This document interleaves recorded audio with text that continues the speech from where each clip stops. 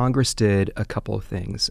First, it restated the United States policy on the global internet. And so essentially what it said, which is what, kind of every administration from Clinton through Trump and now to Biden has said, which is that the United States stands for a global internet that is open. And it's evolved a little bit because now it's about secure, reliable, and so forth. But the first word, is open, so free and open, that supports free expression and other human rights, and that supports innovation and commerce.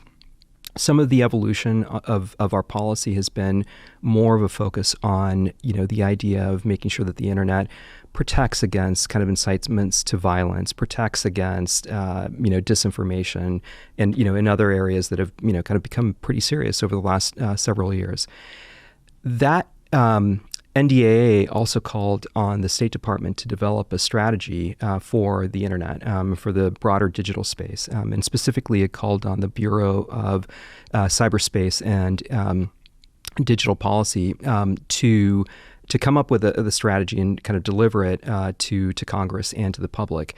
And that happened some weeks ago. And, it's a great document. And I would really encourage folks to take a look at it, because I think that it is the first time that the U.S. government has, really kind of used a little bit of kind of strategic empathy to look out into the world and really understand kind of what the dynamics and what the, what the context is in other countries around internet freedom. And, essentially what I think has happened is that the Biden administration, by the way, I think I would expect this of any administration. I think there's been a lot of consistency around this.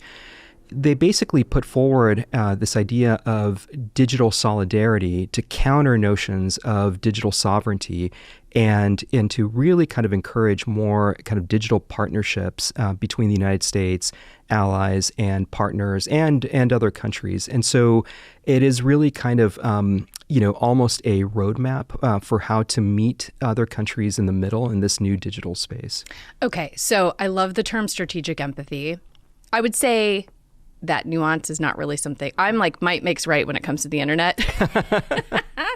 And I think actually we've sort of bulldozed the world in that way in some ways, because we had, you and I were there for this, right? We watched the unfolding of these tech companies, and not just with content and apps, but infrastructure with undersea cables, with data centers, with making sure that you had stability and security of these systems globally. And so we did basically dominate. And I think you're right. We're in a moment where that's just not going to hold.